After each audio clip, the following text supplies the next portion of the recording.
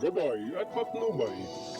Palatuntunan nagbibigay inspirasyon, tatalakay sa iba-ibang pangyayari sa loob at labas ng ating bansa. Gagabay sa mga taong nangailangan ng patnubay sa kanilang mga suliranin sa buhay. At ngayon, narito ang inyong program host, yung Midnight Boy, Kuyang Arnold Aceveda Namuko.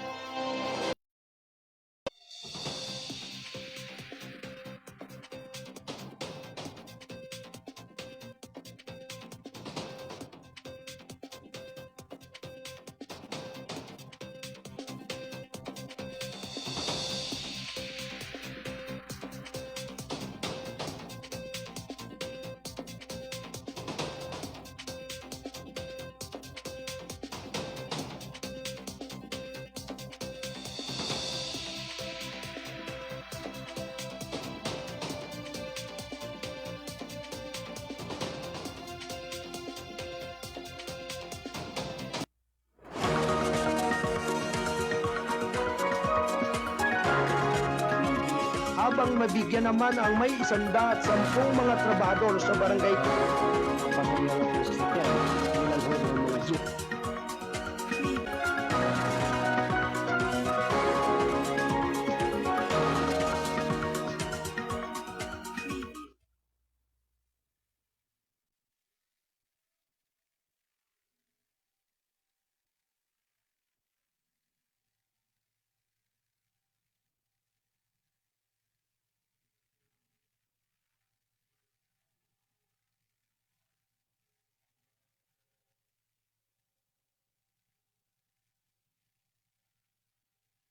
Yo!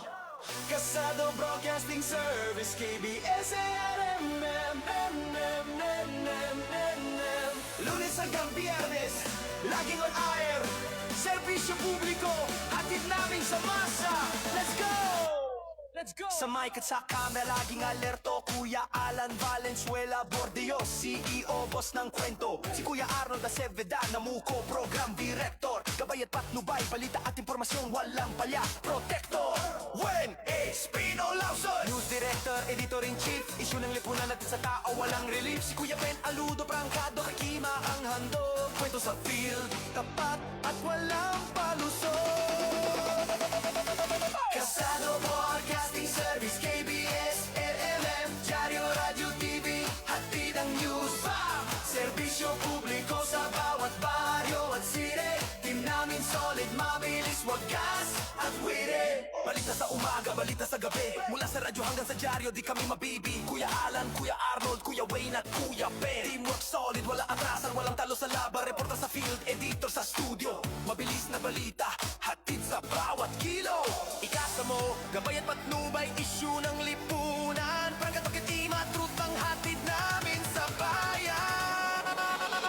Kasado Broadcasting Service, ABS, LLM, Diario, Radio, TV, hatid ang news. Serbisyo publiko sa bawat baryo at city. Team namin solid, mabilis, wagas at witty. Lunes hanggang Biyernes, on air ang kwento. Mga mamamahayag, laging handa sa todo. KBSRMN, di lang basta news. Hatid namin sa masa, truth na wala abuse. Kasado ko, trusting service, CBS, RMN. Balita, serbisyo, hatid sa bawat tao. Ang team namin patnubay, isyu ng lipunan, pagkatok na ima. Hatid ang totoong kwento. Dyaryo na, radyo na, TV na. Kasado Bros Testing Service, KBS-RMN. Serbisyo publiko, sa puso tugon namin.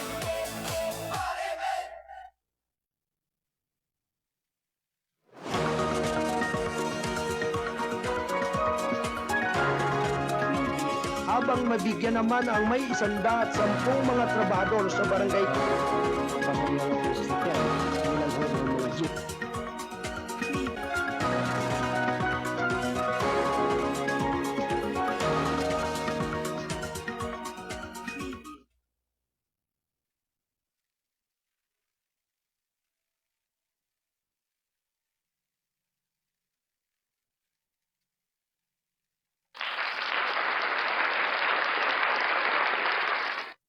Sampung minuto bago mag-ikasampu ng umaga. Ito'y hatid ng KBS RMM News, Dyaryo na TV pa.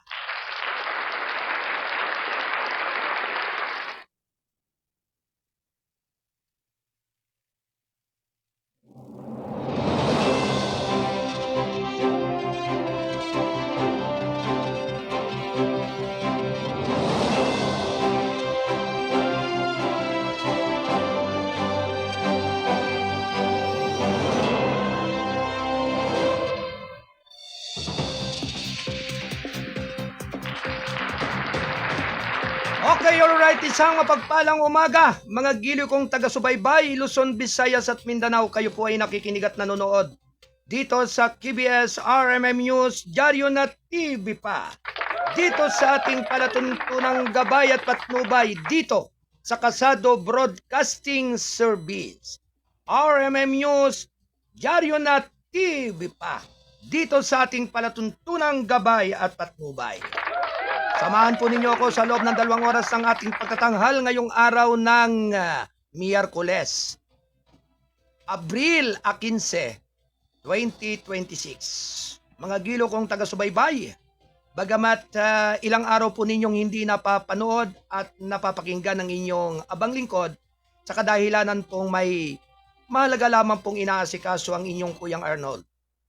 At syempre sa mga pagkakataon pong ito ay muli naman po tayong magsama-sama sa ating pagtatanghal ngayong umaga.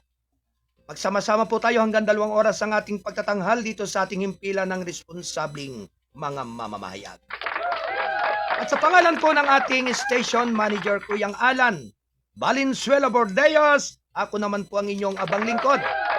Ang Mindorinyong Midnight Boy, bagamat hindi naman gaanong kagwapuhan, sigurado naman na ito ay inyong maasahan. Ang inyong Kuyang Arnold Aceveda Namuco.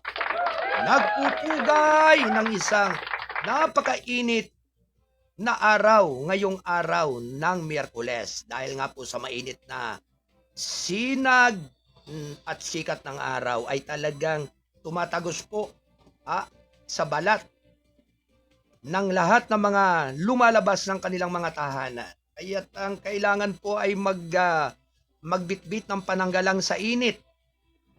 Kumbaga payong, sombrero at jacket o tuwalya para sabi nga'y may pang depensa sa matinding sikat ng araw. Kamusta na po kayong lahat mga giliw kong taga-subaybay? Kamusta na po ang inyong mga kalagayan? Kayo po ba'y maayos? At maaliwalas na nakakatulog? Bagamat sabi nga'y napakainit ng akangin ng sikat ng araw o doon po sa klema natin sa gabi. Na dati po sanay tayo na malamig yung klema ng panahon. Talagang napakatindi po ng nagiging dulot ito sa mga sa mga kababayan natin sa buong Metro Manila sa matindi pong init ng araw. At sa mga karatig lalawigan sa buong Calabarzon at Mimaropa. Kamusta na po ang lahat ng ating mga suki na laging nakaabang at laging binibisita at tinitingnan ang ating pagtatanghal. Kaya ito na naman po tayo upang tayo ay magkabuklod at magkasama-sama sa ating paghahatid ng mga mahalagang mga balita. Bagamat wika nga'y maraming mga pagsubok ang dumarating sa ating buhay, maraming mga pangyayari na hindi natin akalain, at talagang maging ang inyong abang lingkod ay naniniwala sa mga nangyayari at nagaganap ngayon sa kasalukuyan, na talagang patuloy na namamayagpag at nagtatagumpay ang mga kasinungalingan. At wika nga'y kung alin yung gumagawa ng tama at gumagawa ng mabuti ay laging napapasama at naaakusahan pa rin ng hindi tama. Kaya talagang ganyan lamang po ang buhay, masalimuot at batbat na mga pagsubok. Maraming mga pangyayari ang maaaring maganap sa bawat nilalang na kumbaga kapag ikaw ay napagkainggitan ng iyong kapwa at ikaw ay gumawa at nagbigay ng kaaksyonan doon sa ikakabuti ng lahat, ikaw pa yung napapahamak. Kaya sa lahat po ng mga taong mabubuti pa na nalalabi sa mundong ito, isa lamang po ang ating pakiusap. Huwag po basta kayo bibigay o susuko o makikiayon dun sa masamang layunin. Alam naman po ninyo sa inyong puso kung kayo ay talagang biktima lamang ng mga bahagi at bagay na nagpapahina sa inyong sa inyong paninindigan o pangangatawan sa inyong buhay. Kaya kinakailangan po na yung gawain ng ating mahal na Panginoong Hesukristo o yung kanyang naging misyon nung panahong siya ay sinuguri ito sa sangkalupaan ay maging pananaw pa na nararapat ngayon sa marami pa nating mga Pilipino, sa marami pa nating mananampalataya na sabi nga po'y ang panahong ito'y higit na mas nagniningning at kumikislap sa isip ng mga tao yung makamundong layunin at makasarinlan. Hindi nakatingin sa pang-espiritual kung hindi sa pang-material na bagay. Lalong-lalo na po doon sa mga naghahangad ng kapangyarihan bilang mamuno o bilang kinatawan ng bawat samahan dito sa ating kalipunan. Kung kaya't bagamat po na ang mga bagay na dapat isaayos at isalagay sa mabuti ay nagkakaroon pa ng kulay sa mga taong sarado ang kaisipan. Kung kaya't kinakailangan po talaga sa mga panahong ito ay pangunawa at pagtutulungan ng naaayon sa ikabubuti ng iyong kapwa. At syempre higit po sa ikabubuti ng iyong komunidad, higit sa lahat. Kapagkat marami nga po sa ating mga kababayan ang naghihinagpis kung bakit nagkakaganito na. At halos walang araw na hindi nababalita ang kung ano-anong mga pangyayari na hindi dapat mangyari. Kaya sa lahat po ng ating mga taga-subaybay, narito po ang ating patuloy na paglilingkod upang ihatid ang mga mahalagang mga balita at impormasyon sa loob at labas ng ating bansa. Hanggang dyan po sa naabot ng ating broadcast sa iba't ibang dako ng ating kapuluan. Sa buong Luzon, Visayas at Mindanao, hanggang dyan sa iba't ibang dako ng mundo. Sa lahat ng ating mga kababayan ng mga OFW na talagang patuloy na nakikipagbunok sa mga pagsubok ng buhay. Kaya't sabi nga po ang ating palaala doon sa ating mga kababayan na naliligaw ng landas at patuloy na dumaranas ng anumang uri ng mga pagsubok ng buhay, maging matatag lamang po tayo. Sapagkat sabi nga habang gumagawa ka ng mabuti, laging ikaw ay napupuna at napapansin ng mga masasamang espiritu o masasamang layunin ng tao. Kaya talaga pong kinakailangan laging ipanatag ang sarili at bigyan ng kaukulang panahon o atensyon yung mga taong higit na naniniwala at nananalig sa mga mabubuting gawain. Anyway, magandang umaga po sa lahat ng ating mga taga-Viva KPP Divine Healing dyan sa Oriental Mindoro. Sa lahat ng mga brother at sister ng KPP. Kung mayroon man po na na nasasagap na anumang mga pag-aalaala o anuman pong mga bagay na dapat ipangamba, dasal lamang po ang kailangan sapagkat sabi nga po ang lahat ng mga pinagdaraanan ito, ng mga pagsubok ng buhay ay bahagi lamang po yan ng mga makakaliwang layunin. Kaya kinakailangan po talaga manatili po sa kanan at sa malinis na paglilingkod na naaayon o doon sa mga taong nais mapaganda at mapaayos ang kanilang lugar. Partikular na po sa mga samahan, sa mga homeowners, sa mga asosasyon sa iba't ibang dako ng ating bansa. Sapagkat sabi nga po ay ang pagsunod na ito na naaayon sa ikakabuti ng inyong kapwa ay huwag pong ipagkait anumang oras. Bagamat sabi nga po ay bagamat madalas ang pagkakaroon ng hindi pagkakaunawaan ay bahagi lamang po iyan na talagang ayaw sumunod at ayaw talagang ikangigampanan yung mga responsibilidad na dapat. Kaya ito nga po sa panahong ito ay nalalapit na po yung sinasabing halala ng sangguniang kabataan at sangguniang barangay. Yan. Kaya doon po sa mga dating nasa pwesto at yun naman pong papalit sa pwesto ay talagang masigasig po ngayon upang sabi nga ay kanilang muling may padama sa kanilang mga nasasakupan yung talagang kanilang mga interes at layunin ng mga paglingkod.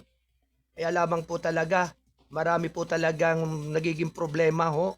Kaya nga sabi nila panapanahon, kapag ikaw ay napapag-initan, saka mula mararamdaman kapag ikaw ay dinaan sa politika. Kaya talaga po minsan ho, ang pamumulitika ay hindi bahagi ng ikangay bagay na pagkakaisa-isa ng mga tao.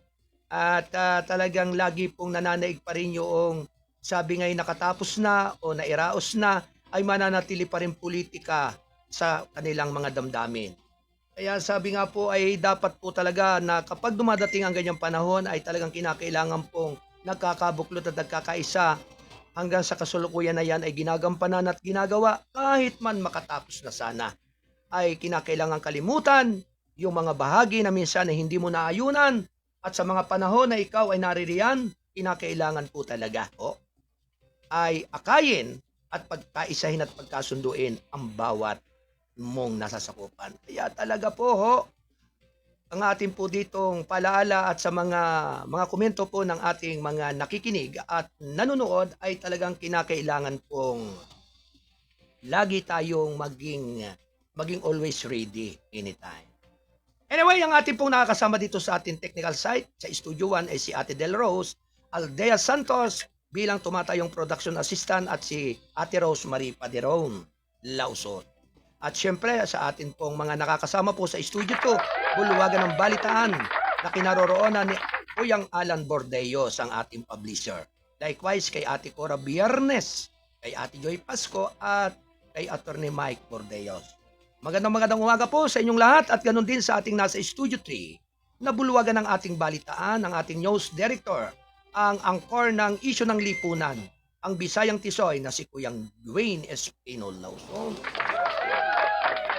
Magandang umaga rin po sa ating editor-in-chief. Yan, ang ating PRO si Kuyang Stephen Aludo.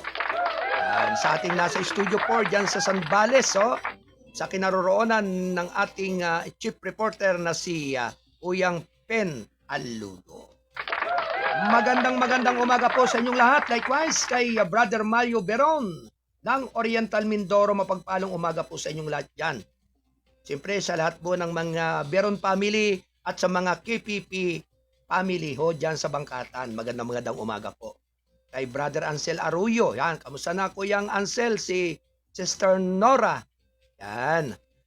Kamusta na siya at naway lagi ring maging malusog ang lahat ng pangangatawan ng lahat ng ating mga kapatid at mga kasamahan po dyan sa Barangay Bangkatan. Likewise, magandang umaga rin po kay Brother Daryl Villaluna ng Calapan City. Magandang umaga sa inyong lahat po dyan at sa lahat ng ating mga nanonood at nakikinig sa umagang ito. Umagang kay ganda. Good morning kay Sister Yunida Villegas ng Sitio Pakala, Barangay Water, Baco Oriental, Mindoro. Kamusta na po kayong lahat dyan sa ating mga kababayan po diyan? Talagang masyadong dinidiktik po ng init ng araw. Ang mga kabukiran po dyan sa area pong iyan ng buong Lagunlong, Water, yan, Takligan, yan, at Lumambayan. Talagang grabe po itong init na ito. Kaya maaari yung inyo pong mga pananim diyan talagang tinatamaan na rin po ng tagtuyot. Kaya talagang kinakailangan po talaga na yung sabi nga kahit hamog man lamang o tubig na nanggagaling pa sa mga bukal o mga kanal na may tubig pa ay talagang nangangailangan pa rin po ng suporta sa mga pananim. Kaya sana po ang panahong ito ay makapagbigay po ng kaginawahan pa rin sa mga ilang karatig, lalawigan at karatig lugar dito sa ating bansa. Ganap na alas 16 ng umaga. Dumako muna po tayo mga kababayan sa ating mga pangunahing mga balita. Round 1. Lady, Alright, sa lahat po ng ating mga kasado patroller, standby report, makaraan ng ating paghahatid ng mga balita.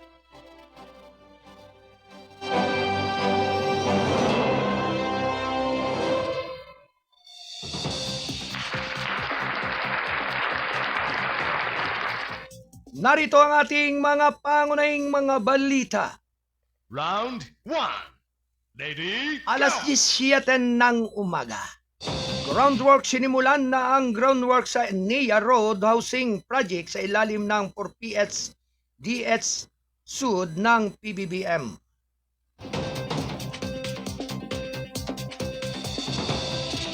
Samantala, halos isang buwan matapos ang mapanirang sunog na sumira sa libu-libong bahay na isang informal settlement sa kahabaan ng NIA Road sa Quezon City. Sinimula na ng Department of Human Settlement and Urban Development DH Sud ang paghahanda sa lupa upang bigyan daan ang pagtatayo ng isang housing project sa ilalim ng Flagship Expanded, Pambansang Pabahay para sa Pilipino or 4PH, program ni Pangulong Ferdinand R. Marcos Jr. para sa mga pamilyang nawawalan ng tirahan. Ang inspeksyon ni DH Sud Secretary Jose Ramon Aliling kasama sina Senior Undersecretary Eduardo Robles Jr. at National Housing Authority General Manager Jubentay ang site noong Lunes upang matiyak na ang mga gawain ay nasa loob naman ng mga timeline na itinakda para sa bagong proyekto. Binigyan din niya na ang proyekto ay magiging bahagi ng programa ng pagrinyo ng lungsod ng DH Sud na malapit na pagipagtulungan sa NHA at lokal na pamahalaan na naglalayong ibahin ang anyo ng mga nasirang lugar sa disente, mas ligtas na mapapanatiling mga komunidad. Malinaw po ang direktiba ni Pangulong Marcos Jr. walang madidisplace kapag may mga sakuna, kaya naman aksyon agad ang DH Sud kasama ang NHA sa Quezon City Government para magtatayo ng proyektong pabahay dito sa NIA Road sa ilalim ng Expanded 4PH program. Sabi pa rin ni Aliling sa isang news release noong Martes, kasama po ng mandato ng DH Sud ang urban development na itong NIA Road project ay magsisilbing model ng aming urban renewal. Mahigit 2,000 pamilya naman ang lumikas matapos tumama ang sunog sa informal settlement noong Marso 7. Makalipas ang 2 araw, binisita ni Aliling at Mayor Joy Belmonte ang lugar at sumang-ayon na ituloy ang housing project sa ilalim ng Expanded 4PH. Kasunod nito ay mabigyan ng paunang tulong sa pabahay ang mga biktima ng sunog. Pinag-aralan naman ng DH Sud at Quezon City LGU ang rental housing scheme para sa NIA Road project upang matiyak ang sustainability. Wow, thank you. Siyam na minuto makaraan ang ikasampu ng umaga. Kuyatid ng balitang kasado, ang pahayagang balansi at totoo. National Newspaper. Ito nga po ay kasapi ng The United Multimedia International Press Corps. Samantala, COMELEC nagbabala sa public BS voter certificate fee scam. Round 1. Lady, go! Nagbabala ang Commission on Election laban sa mga taong walang prinsipyo na nag-aalok ng tulong online sa pagkuha ng mga sertipiko ng butante kapalit ang bayad. Hinimok ng full body ang publiko na huwag maniwala sa mga social media platform na umano'y nag-aalok ng gayong mga serbisyo. Maigpit na pinagbapayuhan ng publiko na mag-ingat sa mga online transaction account page na nag-aalok ng tulong para sa bayad ng pagkuha ng voter certificate, sabi nito sa isang advisory. Hindi po ito pinahintulutan ng COMELEC. Ang mga sertipiko ng botante ay libre at hindi dapat mangolekta ng mga bayad. Ang sertipiko ng botante ay binibigay sa kahilingan ng isang rehistradong botanting ito at ito ay dokumento na maaaring magsilbi pansamantalang ID card ng botante. Meanwhile, na commission said applicants for voter registration may suriin ang kanilang mga katayuan sa pagpaparehistro online. Sa mga nag-apply sa pamamagitan ng Special Register Anywhere, Anytime program o Register Anywhere program, activities maaari nilang suriin ang kanilang mga status sa pamamagitan ng https://comelec.gov.ph. Voter registration, approve this, approve wrap. Pinapayuhan ang mga aplikante na bisitahin ang website na ito na hanapin ang tab na pagpaparehistro ng botante at i-click ang listahan ng mga aplikante na naaprubahan. Hindi naaprubahan ng Register Anywhere program o RAP. Piliin ang pang-angkop na naaangkop na schedule ng pagdinig ng lupo ng pagpaparehistro ng halalan. Kung saan sila nagparehistro, pagkatapos ay mag-click sa particular na rehiyon, lungsod o munisipalidad kung saan sila ay nagparehistro. Bate na rin sa pinakabagong datos nito, mayroon na ngayong kabuang 9,163 individual na nag-apply sa pamagitan ng mga aktibidad na SRAP-RAP. Thank you. 12 minuto makalipas ang ganap na ikasampu ng umaga. Ito'y hatid ng KBS RMM News, Dyaryo na TV pa. All Kasado Patroller, standby report, makalipas ng ilang pa nating mga pagbabalita. 100 o 12.125 milyong piso confidential funds disposed at less than 24 hours ayon kay Madriaga. Round 1. Lady, go! Sinabi ng umunoy dating bagman ni Vice President Sara Duterte na si Ramil Madriaga noong Martes na ang 125 milyong pisong confidential na pundo sa ilalim ng Office of the Vice President o OVP noong 2022 ay hindi nagastos sa loob ng 11 araw tulad ng naunang naiulat. Sa halip ay itinapon sa loob ng wala pang 24 na oras sa sinumpaang supplemental abit-abit na binasa sa pagdinig ng House Committee on Justice. Kinundina ni Madriaga ang mga naunang salaysay tungkol sa paggamit ng pundo na pinag-iimbestigahan sa impeachment proceedings laban sa Vice Presidente. Makalipas ang ilang taon, nabasa ko mula sa ilang mga ulat ng media na ang 12 o 125 milyong piso na kumpidensyal na pundo ng OVP noong 2022 ay naiulat na ginagamit o ginamit sa loob lamang ng 11 araw.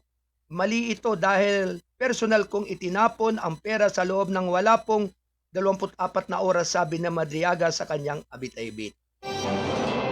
Ang 125 milyong piso confidential na pundo na inilabas ng OVP noong taong 2022 ay nakakuha ng pansin ng publiko matapos ang mga katanungan tungkol sa bilis ng paggamit nito. Na may mga ulat na nagpapahiwatig na ang halaga ng ginastos sa loob ng 11 araw, ang abit-abit ni Madriaga ay nag-alok ng mas nakakompress sa timeline na nagsasabing ang mga pundo ay inilipat at naihatid sa loob ng ilang oras ng pamamagitan ng isang serya ng mga ng coordinated cash transaction na kinasasakutan ng maraming lokasyon at natanggap. Inilarawan niya ng detalyado ang operasyon noong Disyembre noong taong 2022 kung saan kinuha ang mga bag ng cash na naglalaman umano ng 30 milyong pisong halagang hanggang 35 milyong piso mula sa Central Office ng Department of Education sa Pasig City na inihatid sa iba't ibang destinasyon kabilang na ang Laguna at Quezon City. Sinabi ni Madriaga na ang mga paghahatid ay isinagawa umano sa ilalim ng direktibang tagubilin ni Duterte at kinabilangan ng mga miyembro ng Vice Presidential Security and Protection Group kabilang sina Colonel Dennis Nolasco at Colonel Raymond Dante Lacheca. Ayon sa kanya, ang pera ay nakaimpake sa mga bundle ng 1,000 pisong bills na kaayos sa mga stock ng 1 milyong piso bawat isa na itinatakan sa transparent plastic. Pagkatapos ay dinala gamit ang maraming sasakyan sa mga itinalagang drop-off point. Sinabi pa rin ni Madriaga na ang kanyang pasalaysay ay sumasalungat sa mga naunang pahayag ng Vice Presidente na itinatanggi ang anumang maling gawain at pinagtatalunan ang mga aligasyon ng mga irregularidad sa paggamit ng pampublikong pundo. Gayunpaman, ang pagtanggi niya sa anumang kaugnayan sa akin ay lubos na hindi totoo. Nagsinungaling siya sa ilalim ng panunumpa sa kanyang perjury complaint laban sa akin, sabi niya. Ang abit-abit ni Madriaga ay nagdadagdag na lumalaking katawan ng mga paratang na nakapalibot sa paggamit ng OBP ng kompedensyal na pundo na naging isang sentral na issue sa mga pagliliti sa impeachment, kasama ang mga tanong tungkol sa transparency, pananagutan at pagsunod sa mga patakaran ng audit. Thank you. Ganap na alas 10:17 ng umaga. Uyatid ng balitang kasado ang pahayagang balansi at totoo. National Newspaper. At syempre binabati po natin ng magandang umaga si Malu Almanon ng Barangay Pambisan, Baco Oriental, Mindoro. Salamat sa inyong panonood at pakikinig sa ating malaganap na palatuntunan ng Gabay at Patnubay.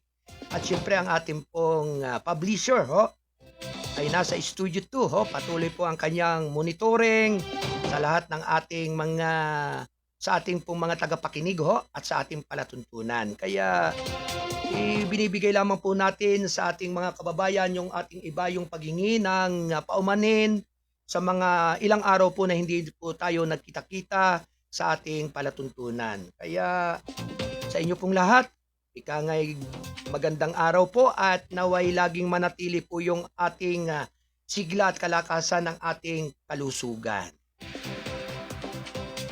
Bagamat sabi nga'y patuloy din po yung pabago-bago at pagtaas sa mga pangunahing bilihin, talagang kinakailangan po talaga ay fasting pa rin ang kailangan nating gawin. Sapagkat nakasalalay po talaga sa ating pagtitipid at paggamit ng mga budget na binabudget sa bawat pamilya. Kaya sa lahat po ng ating mga kababayan po na talagang umaasa po doon sa araw-araw na kinikita ng inyong mga naghahanap buhay, kinakailangan po kaunting adjust at ikangay kaunti ring pagtitipid o talagang kinakailangan pong ilagay sa tama yung pong paggasto. Para po nang sa gayon, huwag po kayong maging abunado at magkaroon pa rin ng mga utang-utang sa mga tindahan. Kaya talagang yan po ang solusyon Yun naman po may mga tindahan ay nangungonsumisyon din para sa kanilang pagpapautang. Kasi minsan, inaaway ng nangungutang kapag hindi pinautang. Pero alam po ba ninyo mga namangungutang na yan pong kanilang tinutubo lamang sa ilang mga itinitinda, lalo na po doon sa mga maliliit na mga tindahan, ay piso-piso lamang po ang kanilang ipinataw po diyan. Na maaari nilang tubuin o kitahin sa araw-araw na kanilang pagbibinta ng kanilang mga paninda. Kaya talaga pong napakahirap po talaga mag-isip Kaya sabi nga po, ang talagang mag-isip ay bahagi po yan ng stress Kaya talagang kinakailangan po ay maging marunong lamang po ang mga may bahay sa kanilang mga pamilya.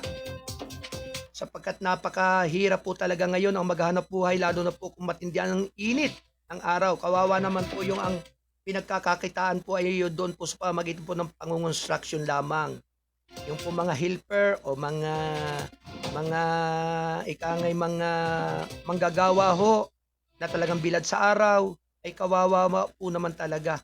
Halos lahat sa kanilang buong katawan ay pinapawisan. Oo. Talagang lalo na sa tindi po ng sikat ng araw. Kaya doon naman po sa mga, sabi nga po ay may mga maintenance na iniinom na gamot sa doon sa kanilang mga anti-high blood o anti-diabetic, ay talaga pong kinakailangan pong lagi po kayong maging always ready sa bagay na yan. Kinakailangan po talagang lagi po niyong pangalagaan ang inyong kalusugan. Kahit na po rin po ang inyong abang lingkod, talagang dumaranas din po talaga ng matinding stress din sa sa kalusugan dahil nga po sa matinding init ang panahon. At syempre, hindi lamang po yan ang matindi pong magpa-stress kapag dumarating po yung mga problema na malalim na isipin. Kaya karamihan po sa mga panahong ito, kung alin po yung talagang sabi ngay mabuti na ang iyong ginagawa, masama ka pa. Talagang ganyan po talaga ang buhay. Sabi nga parang life. Sabi nga po, itawanan lamang po natin ang ating problema. Sabi nga po ay yan ay nakapagpapadagdag at nakapagpapahaba pa rin po ng buhay at nakapagpapalakas po ng puso. At syempre, magandang umaga po kay paring Ben Doms. Yan. Kaya paring Steve, magandang umaga sa iyo and family sa mga Dumasig family dyan sa lungsod ng Antipolo. Yan. At syempre nga po sa lahat po ng ating mga nakikinig sa umagang ito, sa lahat ng ating mga kababayan na laging nakasubaybay upang damahin ang mga mahalagang mga balita. Anyway, sa lahat po ng ating mga Kasado Patroller, standby report. At syempre sa ating pong mga kolumnista at writer ng Balitang Kasado, mapagpalang araw po sa inyong lahat. At syempre sa ating pong mga minamahal na mga taga-subaybay sa ating malaganap na palatuntunan ng gabay at patnubay. Dito sa Kasado Broadcasting Service, RMM News, Dyaryo na TV pa.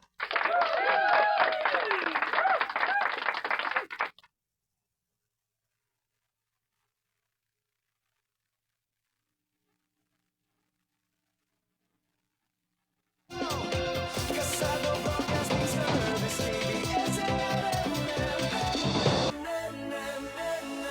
Lunes hanggang Biyernes, laging on air.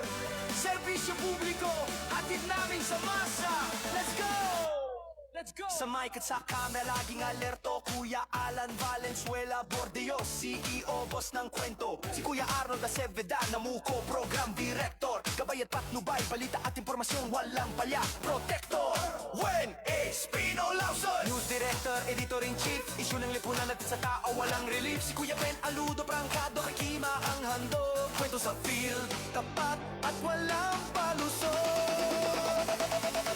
Kasado Broadcasting Service, KBS, RMM, Dyaryo Radio TV, hatid ang news.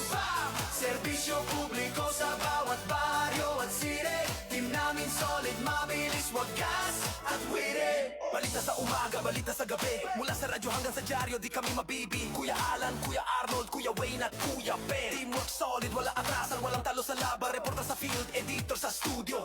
Mabilis na balita, hatid sa bawat kilo. Ikasa mo, gabay at patnubay, issue ng lipunan. Prangkat o kitima, truth ang hatid namin sa bayan.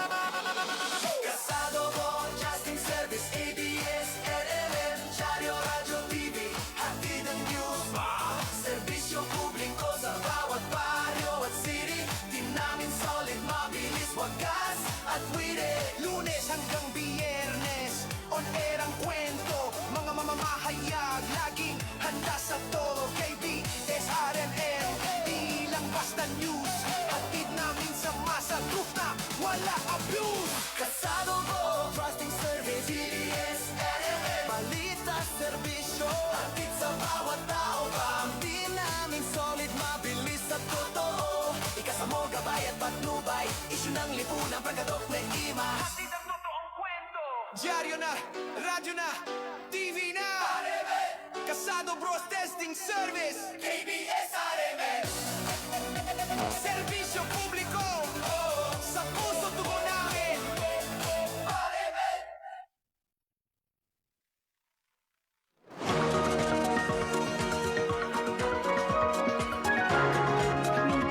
Habang mabigyan naman ang may 110 mga trabahador sa barangay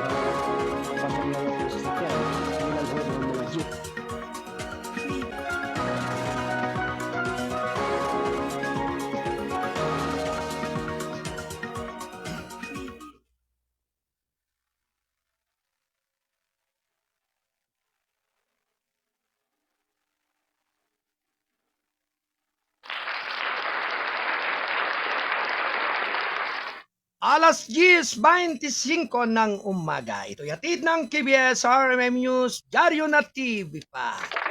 Anyway, dumako muna po tayo sa pag-uulat ng ating mga kasado patroller na nasa iba't ibang area po ng ating kapuluan.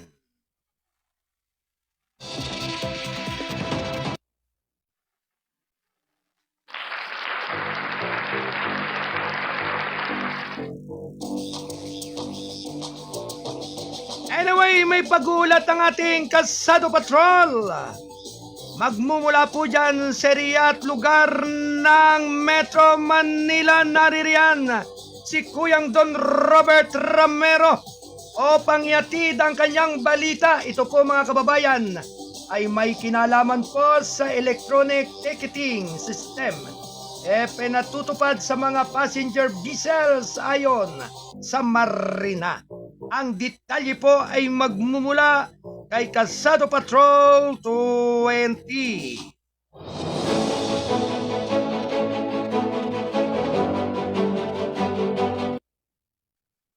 Kasado Patrol Report. Alright, Kuyang Don Robert Ramero, Kasado Patrol 25. Good morning!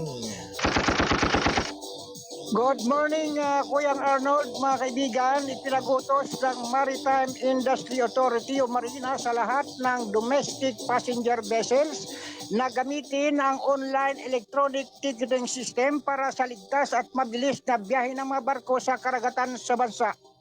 Sa ilalim ng Ship Electronic Ticketing Application, ang lahat ng pampasahirong sasakyang pandagat, kabilang ang RUPAX at Fastcraft ay gumamit ng digital ticketing sa layuning alisin ang illegal ticket scalping. Maiwasan din ang overbooking at mabilis na proseso ng pagbili ng ticket. Dito ay masisiguro ang automated passenger manifesto na makakatulong sa maayos na rescue operation sa oras ng emergency. Bukod dito ay otomatikong maibibigay ang katampatang diskwento sa pasahe ng mga senior citizens, estudyante at persons with disabilities. Nilinaw ng ahensya na hindi kasama sa online ticketing system ang mga barkong motor na ginagamit sa recreational, sa serbisyo at mga bangkang hindi pag-aari ng mga pribadong kumpanya. Mula sa Metro Manila, Don Robert Ramero nag-uulat para sa KBS RMM News. Dyaryo na, TV pa. Alright, maraming salamat sa pag-uulat ng ating Kasado Patrol 20 mula pa rin sa Metro Manila, Kuyang Don Robert Ramero. Thank you, Kuyang Don. Ganap na alas 10:29 ng umaga. Ito'y hatid ng Balitang Kasado, ang pahayagang balansi at totoo national newspaper. At syempre ho, talagang sa init na po ng araw talaga ho, kahit panligo ay talagang mainit ho, talagang napakatindi nga po talaga ng init na hatid nito para sa atin. Kaya sabi nga po ng ating publisher, sobra talagang init. Pati raw po yung kanyang panligo ho, bawal ang nakahubad. Kuya Alan ha, grabe ka talaga ha. Bawal nga talaga pag nakahubad, pag ililigo mo'y mainit. Kasi, bagi kayo nabanlian yan, yado paknit ang balat. Oo, talaga ha. Kuyang Alan ha, talagang, bakit mo kuyang sinabi yung katotohanan? Ayun po ay kung galing naman po sa gripo at mainit, yan naman po talaga ay ayos lang. Pero, doon po sa iba pong mga naliligo ay nagpapakulo pa ng tubig sa kanilang mga takuri eh. Para sabi nga po ay sila ay makapagligo ng maayos at sabi nga po para daw huwag daw malamig yung tubig. Kaya talagang kung tutuusin mo ay talagang napakatindi nga po talaga ho. Hindi po gawang biro ang talagang maligo ka ng sobrang malamig. Meron po talagang, hindi man po natin nilalahat, marami po yung mismong ayaw nga po talaga ng maligo ng malamig. Dahil sila nga raw po ay sinisipon. Kaya kung talaga nga po nga, sabi nila ay kung inyo po talagang wawariin, talagang ang lahat po ng bagay na iyan ay napakahalaga po talaga sa bawat isa. O, lalo na po doon sa mga lamigin, yung po may mga mutya sa kambing. Oo, yun talaga. Pero kung yung may mutya naman po doon sa, ika nga po yung mutya, ho, sabi nila, ano ba yung mutya? Yung iyas, ho. Kapag talagang ikaw ay merong, sabi nga yung sa araw, ay talagang kinakailangan po talaga malamig ang ililigo. Anyway, isunod po naman natin ang pag-uulat ng ating Kalsado Patrol 47 ho ng Rizal. Siya po ay nasa Marikina. Yan. Wow, Kuyang Dan Torbeles, standby report. Yan nga po mga kababayan, ang kanya pong iuulat ay may kinalaman po. Hinggil nga po dito sa, ano ito Kuyang Dan, tungkol dito sa nararanasang krisis ng krisis ng sa bansa. Ang lungsod ng Marikina ay nagsasagawa ng roll-out solar power sa ilang bus at libreng sakay na programa ng alkalde ng Marikina. Yan, ito po ay ang detalye po nito ay magmumula sa ating Kalsado Patrol 47, Kuyang Dan Torbeles. Alright, Kuyang Dan, good morning! Yes, likewise, Kuya Arnold. Sa pagkakataon na ito, sa gitna ng patuloy na pagtaas ng presyo ng langis sa bansa sa pamamagitan ng solar power libreng sakay sa mga basis sa ilalim ng mga programa ng butihing mayor ng Marikina, Maan Teodoro, na agad ito ay kumilos para sa mga pasaheros na tulong upang maibsan ang pasanin anya ng mga pasaheros o commuters na patuloy na pagtaas na pagsirit ng presyo ng crude oil o langis na daang linggo, itong buwan lang ng April, ay nagsagawa ng test drive ng ruta ang gagamitin. Itong gagamitin na ilan basis na sasakyan na kahimpil ito sa lungsod niya ng Marikina na upang matukoy ang pinaka-epektibong biyahe para sa mga pasaherong mananakay. Ito ay turn around sa oras na pagbabalik naman sa nasabing sasakyan ng mga basis na ilan nakahimpil dyan sa Marikina. Kasama na rin na sinuri ang load capacity o dito sa nasabing sasakyan ng mga bus na ipupuno sa mga mananakay, charging cycles at ang pag-pick up ng oras sa mga commuter ayon pa ng alkalde ng lungsod para masiguro na efficiency at magtuloy-tuloy ang naturang serbisyo sa mga kababayan na mananakay. At laking pagpapasalamat naman ng mga mananakay ang mga pagkakataon na libreng umano sakay sa nasabing solar bus sa magandang serbisyo ng programa sa ilalim ni Mayor Maan Teodoro sa nasabing lungsod sa Marikina. Mula sa Marikina, ito si Kalsado Patrol 47, Dan Torbeles, nag-uulat live sa KBS, RMN News TV. May garyo pa. Alright, maraming salamat sa pag-ulat ng ating Kalsado Patrol 47 mula sa Marikina City, Kuyang Dan Torbeles. Alright, Kuyang Dan, thank you. Inihatid na ang oras ay ganap na 34 na minuto makalipas ang ikasampu ng umaga. Samantala, dakuhan po naman natin ang sunod na pag-uulat ng ating Kalsado Patrol 14 ng Quezon City. Ito po mga kababayan ay may kinalaman naman po, hinggil po naman dito sa sinasabing Aba, ito ay hinggil po dito sa sinasabing patuli. Oh, aba, talagang libre ha, libreng tuli ha. Ito po mga kababayan ay dinagsa ng tao ang isang barangay sa Quezon City dahil umano sa libreng patuli ngayong araw na ito. Ang detalye po ay magmumula kay Kalsado Patrol 40 ng Quezon City. Alright, Kuyang John! Kalsado Patrol Report. Alright, nasa linya si Kuyang John Santusidad upang ihatid ang balita. Alright, Kuyang John, good morning. Yes, good morning kasama ko Kuya Arnold, ganun din Station Manager Alan Borjos. Ano po yan, dito tayo sa barangay Payatas, yung city. Dagsa ng mga tao ang barangay kasama ko Kuya Arnold dahil sa tuli, no? Ngayong araw to, April 15, 2026. Sa barangay Payatas, yung city. Diyan sa area ng Bicol Street. Payatas, Quezon City, kung saan nasaksihan natin kasama Kuya Arnold, napakadaming tao, mga kabataan, kasama mga magulang, patuli, no, ngayong araw na to. Ito ba yan, Kuyang John, yung pong grupo, Kuya John, ni na Kuyang August Vergara, yung Hospital on Wheels. Ito ba yon? Yun. Yun, siya po ang doktor dyan ngayon. Si Dr. Sanchez ang naandyan. Kaya talaga congratulations sa kanilang mabuting layunin at kanilang misyon sa ating mga kababayan dyan sa Quezon City. Ayun nga, kasama ko yan, no, dahil sa hindi na makilan yung dagsaan ng mga tao, no? Dala ilang mga anak. Ngayon, ikuha na tuwing Sabado. Kasama ko yan, no, tuwing Sabado na ang ilang patuli. Tuwing Sabado. 300 sa kabataan ang ilang kota. Dahil ngayong araw to, iba-ibang ang pupunta dito sa laki ng Sayata, sa barangay ito. Dagsa talaga doon. Kauwi ko lang dito ako sa palengke ng Payatas. Kasama lol dito sa kampo palengke. Dito ako nakatayo dito. Mainit, no? Mainit ang panahon ngayon. Talaga nasa gitna akong karsada nagre-report. Samantala ko yan. Ayon kang Manuel August Vergara, ito kasama ang John.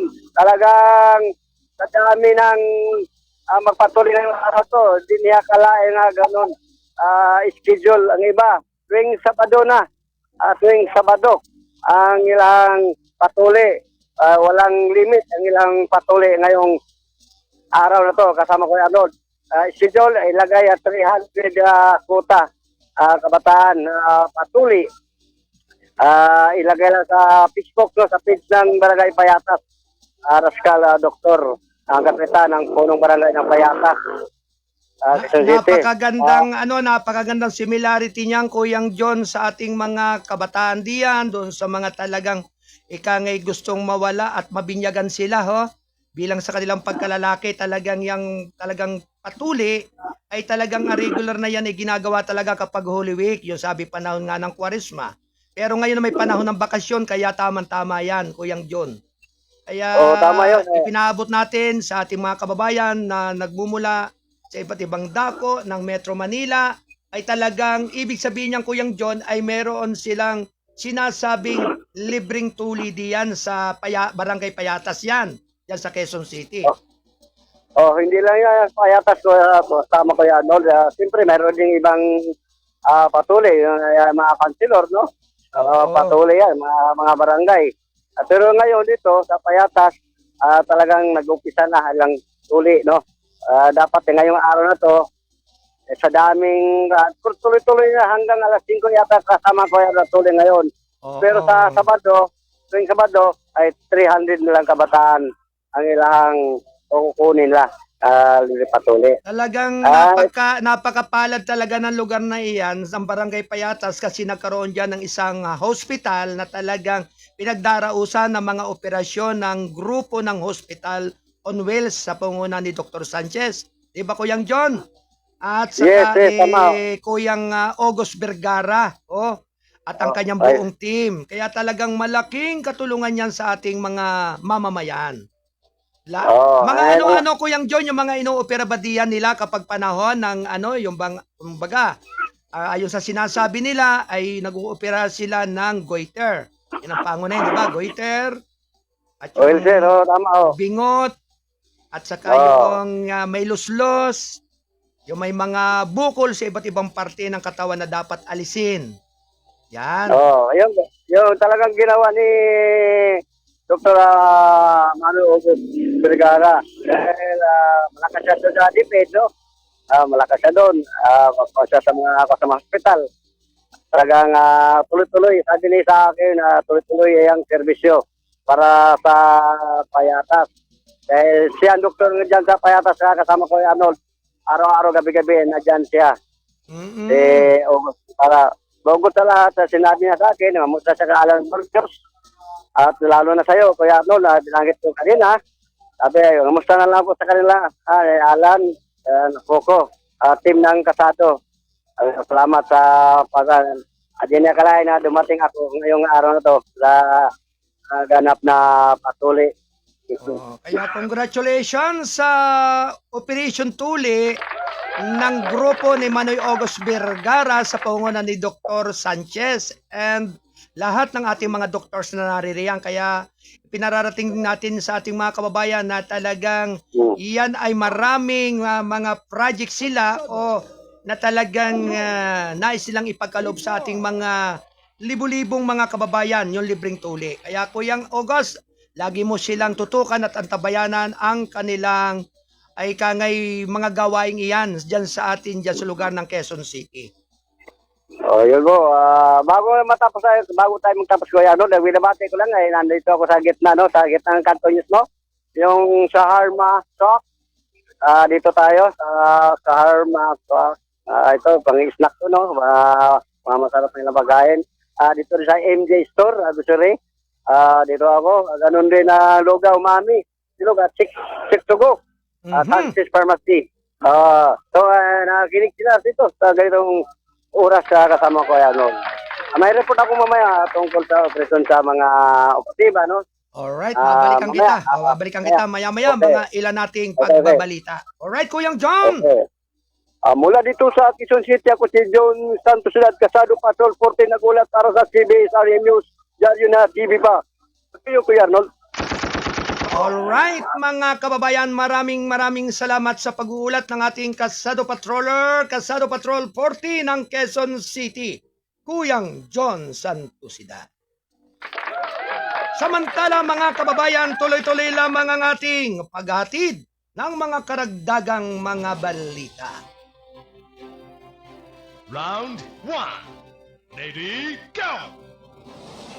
Samantala mga kababayan, ganap na alas 10:46 ng umaga, 326 grads ng PNP ay nanumpa habang tumitindi ang mga reforma laban sa casing. Round 1. Ready, go! Samantala mga kababayan, inimok ni Philippine National Police Chief General Jose Melencio Nartatis Jr. ang mga bagong graduates ng PNP Academy na tumutulong sa pagbabago ng pwersa ng pulisya sa tunay na tagapagtanggol ng bansa. Sa isang seremonya sa Camp Crame, pinangisiwaan ni Nartates ang panunumpa ng 326 bagong opisyal, 230 kalalakihan at 76 na kababaihan na ipinadala sa Police Regional Office at sa Special Action Force. Hindi inaasahan ng bansa na magiging perpekto ka, ngunit inaasahan nito na ikaw ay matapat, matapang at nakatuon. Hindi kayo pinipili para maging ordinaryo, pinili kayo para maging halimbawa, sabi ni PNP Chief sa mga graduates. Nagpahayag sila ng tiwala sa mga bagong opisyal habang nagsisimula silang mag-deploy sa buong bansa. Lumabas karoon at patunayan na karapat-dapat ka sa mga ranggo na isinusuot mo ngayon. Maging mga opisyal na kailangan ng ating bansa. Maging mga leader na nararapat sa inyong mga kapwa-opisyal. At maging pag-asa na maasahan ng ating mga tao sabi ni Nartates. Pinalalahanan din niya na ang mga nagtapos na ang tunay na paglilingkod ay nagsisimula sa labas ng akademya. Hindi ito ang finish line, dito nagsisimula ang tunay na paglalakbay. Hindi na ito simulation, hindi na ito pagsasanay. Sa pagsasanay na ito ay kung saan ang mga desisyon ay totoo. Kung saan ang mga kahinatnan ay agaran at kung saan ang buhay ng aming mga tao ay nakasalalay sa iyo, sabi niya. Sinamantala rin ni Nartates ang pagkakataong magpahayag ng pagkakabahala sa isang insidente ng Hesing kamakailan ng kinasasangkutan ng mga underclassmen na sa PNPA, kahit na inulit niya na mas mahigpit na inihahanda ang mga hakbang upang wakasan ang Hesing at reformahin ang pagsasanay sa mga kadite. Ang siklo ng maling pag-iisip sa pamumuno at disiplina sa mga kadite ay dapat itigil at nagsisimula ito ngayon. Palakasin namin ang mga umiiral na mekanismo upang tanggihan ang anumang pagkakataon para sa marahas at hindi makataong mga aktibidad ng Hesing, sabi niya. Kasama sa mga nakaplanong hakbang ang pinahusay ng mga sistema ng pag-uulat, regular na inspeksyon at pagsasanay na nakatuon sa pamumuno at pananagutan. Ayon sa mga ulat, hindi sa 20 mga kadite ang nagdusa ng mga paso upang maubos ang mas malinis at muriatic acid sa panahon ng Hesing. Sinabi pa rin ni Nartates na ang mga sangkot ay maaaring mahaharap sa pagkakatalsik at kasong kriminal sa ilalim ng anti-Hesing law, habang ang mga nasugatan na kadite ay makatatanggap ng buong medical na pseudo-psikolohikal na suporta. Iniutos din niya na ang masusing pagsisiyasat at pagsusuri ay sa mga kasanayan sa pagsasanay na nagpapahiwatig ng paglipat mula sa mga pamamaraan ng pagpaparusa. Lumipat kami mula sa batay na parusa patungo sa batay na sa pagganap na pagsasanay. Kailangan nating palitan ang tradisyon ng marahas na Hesing ng science-based conditioning. Gusto namin ang mga opisyal na matigas dahil sila ay may kasanayan, hindi dahil nakaligtas sila sa karahasan, dagdag niya. Thank you. Alas 10:47 ng umaga. Ito'y ng balitang kasado, ang pahayagang balansi at totoo. National Newspaper.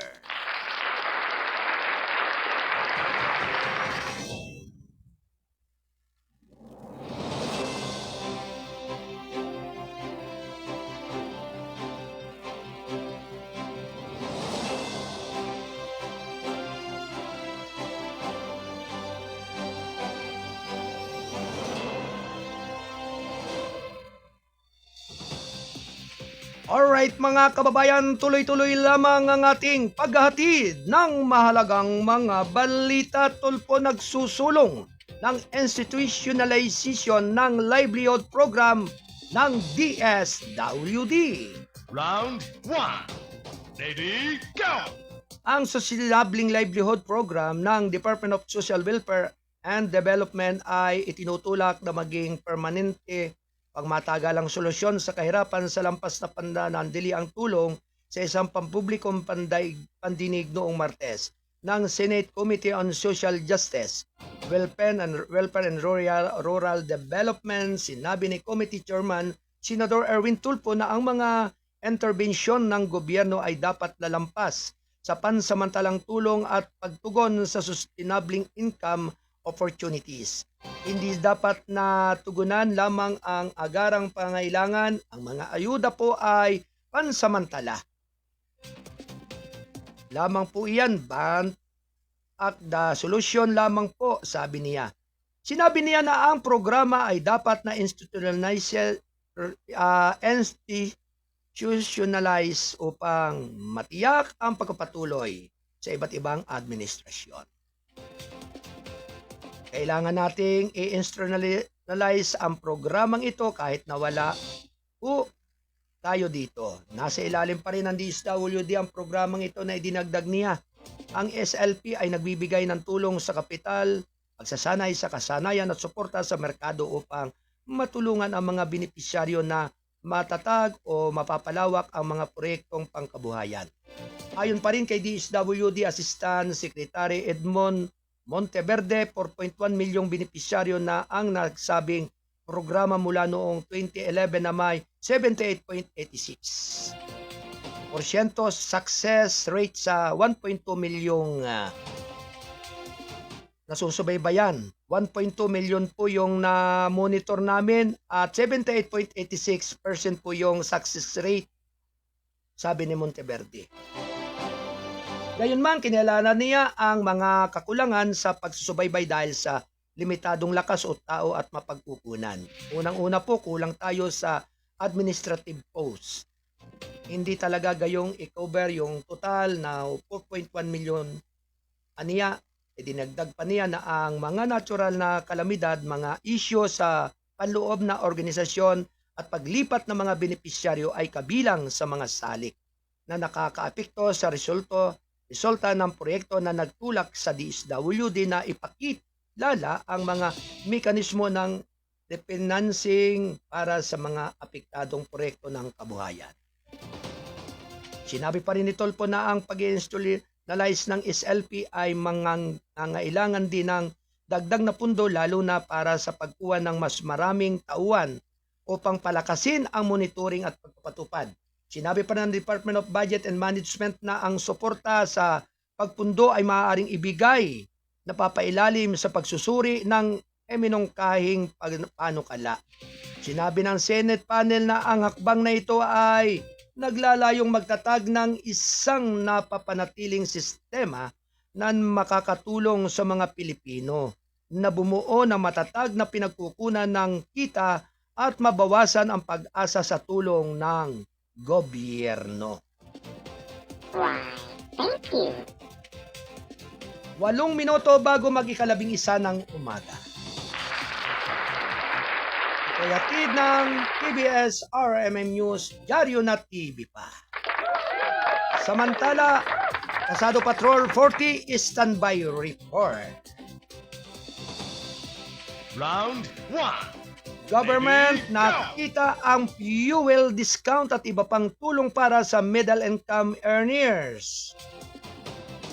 Samantala, pinag-aralan ng gobyerno ang mga nakatarget na hakbang upang matulungan ang mga middle income earners na nakikipaglaban sa pagtaas ng presyo ng gasolina at kalakal, kabilang ng posibleng pagpapalawak ng mga diskwento sa gasolina sa mga pribadong motorista. Sa isang briefing sa Palasyo, sinabi ni Department of Finance Undersecretary Carlo Fermin Adriano na ang mga panukalang para sa pakinabangan ng middle class ay tinatalakay na ngayon sa ilalim ng Unified Package for Livelihoods, Industry, Food, and Transport Committee na pinamumunuan ni Pangulong Ferdinand R. Marcos Jr. Pinag-uusapan po yan sa uplift, paano po matutulungan ang lahat, hindi lang ang pinakamahirap kundi pati na rin ang middle income. Being discussed and uplift, paano matutulungan hindi lamang ang pinakamahirap kundi pati na rin ang middle income groups. He said an uplift committee na nilikhan sa pamagitan ng Executive Order number 110 noong nakaraang buwan ay nangunguna sa pagtugon ng gobyerno sa patuloy na emerensya sa enerhiya na na-trigger ng geopolitical tension sa gitnang silangan. Inatasan itong patatagin ang presyo ng gasolina at pagkain. Suportahan ang mga pangunahing sektor tulad ng mga magsasaka, mangingisda at manggagawa. Sa transportasyon at protektahan ang mga mamimili. Sa pamagitan naman ng mga nakatarget na subsidiyo at interbensyon. Idinagdag pa ni Adriano na hindi rin isinasaalang-alang ng gobyerno ang pagpapalawig ng diskwento sa gasolina na kasulukuyang ibinibigay sa mga public utility vehicles sa mga pribadong motorista. We recognize na hindi lang naman PUBs and UB vehicles, utility vehicles sa express ang naapektuhan nito. He said in an interview after the media briefing. Inanunsyo ni Pangulong Marcos noong nakaraang linggo na magbibigay ang gobyerno ng 10 piso kada litro na fuel subsidy para sa mga PUB sa loob ng hanggang 3 buwan. Isang programa na nakatakdang unang ilunsad sa Metro Manila simula sa kahabaan ng Commonwealth Avenue bago palawakin sa mga pangunahing koridor kabilang ang Quezon Avenue, Espanya, Zapote, Bonifacio Rizal Avenue at Marcos Highway. Ang subsidy ay ipapatupad sa pamagitan ng mga accredited gasoline station na binabantayan ng Department of Energy upang maiwasan ang maling paggamit. Habang patuloy naman na inuuna ng gobyerno ang mga nakatarget na subsidiyo para sa mga pinakamahina, malinaw ng mga opisyal na hindi ito nagbubukod ng mas malawak na intervention para sa iba pang mga sektor. Sinabi ni Energy Secretary Sharon Garin na ang diskarte ay inilaan upang maiwasan ang mas malawak na pagkakagambala sa ekonomiya. Kung hindi mo muna tutulungan ang pinaka-apektado, maaaring lumala ang sitwasyon at makaapekto sa buong ekonomiya, sabi niya. Sinabi ng mga opisyal na ang mga umiiral na hakbang tulad ng pagbabawas ng mga bayarin sa port at pag-aalis ng ilang mga gastos sa logistic ay tumutulong na mapagaan ang mga presyo ng mga kalakal at serbisyo na hindi direktang nakikinabang sa mga sambahayan na may katamtamang kita. Why, thank you. 4 na minuto bago mag-11 ng umaga. Samantala mga kababayan, tuloy-tuloy lamang ang ating paghahatid ng mahalagang mga balita. Samantala, nagbabalik pag-uulat ang ating Kasado Patrol 40 mula pa rin dyan sa Quezon City. Si Kuyang John Santusidad. Alright, Kuyang John, standby. Report.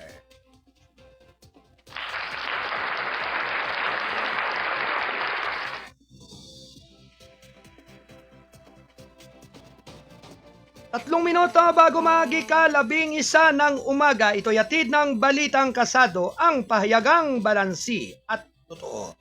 National Newspaper.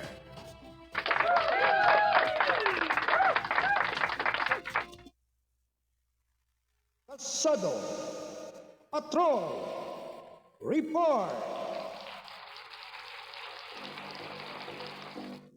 Anyway, mga kababayan, nagbabalik ang ating Kasado Patrol 40 ng Quezon City.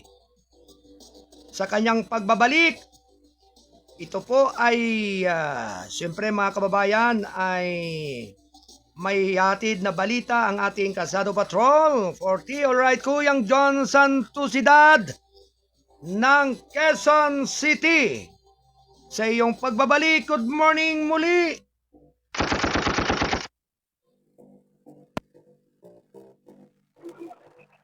Arestado ang dalawang lalaki na kinasang bypass operation kahapon ng umaga sa pamumuno ni Police Lieutenant Maiko Chikis Leo. Sa pangasiwa pa rin ni Police Colonel Ruena Amata, Station Commander ng Payatas, Bagos lang, Quezon City. Nakilala ang suspect sina Loren Ronquerio, 27 anyos. Dating nakulong dahil sangkot mano sa droga. At si Mark alias Mark, 25 anyos. Dati rin nakulong dahil sangkot sa droga. Ang dalawa kapwa mga residente ng barangay Bagong Silangan City. nangyari ang nasabing bypass presyon kahapon ng madaling araw kasama ko yan doon. Sa area ng Road 5, Barangay Silangan, Quezon City. Ang mga suspect na harap sa kasong paglabas Section 5 at Section 11, Article 2 at RE 9165. Na-recover ng mga operatiba ang nasabing hinalang marijuana, post marijuana to yan, post marijuana, may isip value na 300 gramo sa halagang 75,500 pesos. Kasama ko yan, Arnold. Itong 24 piraso ko yan, yung card nga, masilip ko sa sabo, yung card na to, 2,000 ang halaga. O, isa. So, ang card, yung pangalan yung card, na sabo. Kaya nga, nakapit na sila ngayon sa Station 13, Payatas Bagong Silang, Quezon City. Na-recover sa mga proteba kasama ko yan, Lord. Isang pirasong cellphone at 500 lang bypass bane at mga hinalang marijuana ko yan, Lord. Mula dito sa Quezon City, ako si John Santos Pesado, Patrol 40, nagulat para sa TVSRM News. Diyan na, TV pa. Balik sa iyo, Kuya Arnold. Alright, maraming salamat sa pag-ulat ng ating Kasado Patrol 40 mula pa rin sa Quezon City, Kuyang John Santosidad. Thank you, Kuyang John. Nihatid na ang oras sa 1 minuto makaraan ang 11 ng umaga. Ito'y hatid ng TBS RMN News, Diaryo na TV pa.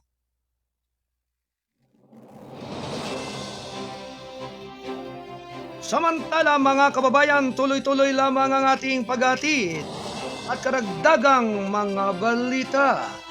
Round 1. Ready, go! Mahigit 40 bilyong piso na nakalpagkalugi ng gobyerno kung palalawakin ang fuel excise tax suspension. Round 1. Ready, go!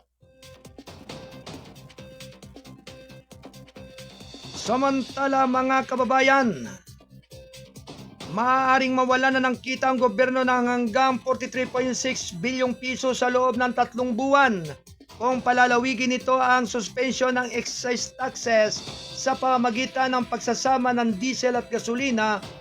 Nagbabala ang Department of Finance nitong Martes na sa pagkikipag-usap sa mga reporter ng palasyo, sinabi ni DOF Undersecretary Carlo Adriano na kasalukuyang inaaprubahan na ang panukala na sumasaklaw ng liquefied petroleum gas o LPG at kerosene at magre-resulta sa tinatayang 4.1 bilyong piso na mawawala ng kita sa loob ng 3 buwan.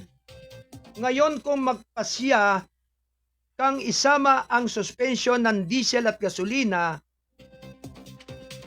LPG at kerosene na nasa 43.6 bilyong piso ang pagkakalugi sa loob ng 3 buwan, sabi ni Adriano. Inaprubahan ni Pangulong Ferdinand R. Marcos Jr. ang suspension ng excise tax sa LPG at kerosene. Kasunod ng mga rekomendasyon ng Department of Budget Coordination Committee upang balansihin ang pananagutan sa mga pananalapi sa mga nakatargets na relief measures. Sa kabila ng panawagan ng palawakin ang suspension sa diesel at gasolina, sinabi pa rin ni Adriano na ang DBCC ay kumukuha ng isang maingat na diskarte at patuloy na nagsasagawa ng buwanang pagsusuri sa patakaran. Nilinaw ni Adriano na bagamat ang mas mataas na presyo ng langis sa buong mundo ay maaaring magpataas ng koleksyon ng value-added tax ng 13 bilyong piso sa loob ng 3 buwan, hindi ito sapat upang mabayaran ang potensyal na pagkalugi ng kita mula isang ganap na suspensyon.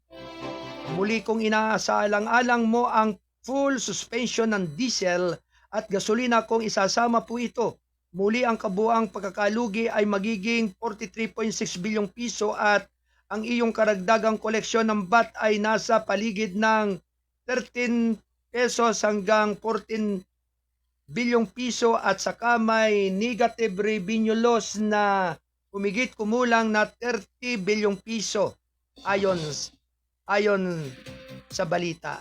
Sinabi ni Adriano na ang hakbang na ito ay naglalayong direktang nakinabang sa mga kabahayan na may mababang kita dahil ang karamihan sa mga mamimili ng kerosene at LPG ay nagmula sa mga mahihirap na marginalized na sektor. Binanggit ang datos mula sa taong 2023 Family Income and Expenditure Survey ng Philippine Statistics Authority. Sinabi ni Adriano na humigit kumulang sa 50% ng pagkakakonsumo ng kerosene ay nagmula sa pinakamahihirap na 38% ng mga sambayan ng mga Pilipino habang nasa 56% ng pagkakakonsumo ng LPG ay iniuugnay sa pinakamababang 70%. Sinabi ni Adriano na ang suspension ay inaasahang magdudulot ng pagtitipid sa paligid ng 36 o 36.95 pesos bawat 11 kilogram LPG silindro at 5.60 bawat litro ng kerosene. Sa halip na mas malawak na suspensyon ng buwis, ipinatupad ng gobyerno ang mga target na subsidy kabilang ang 10 piso per liter fuel subsidy program. Why, thank you. Ganap na alas 11:06 ng umaga.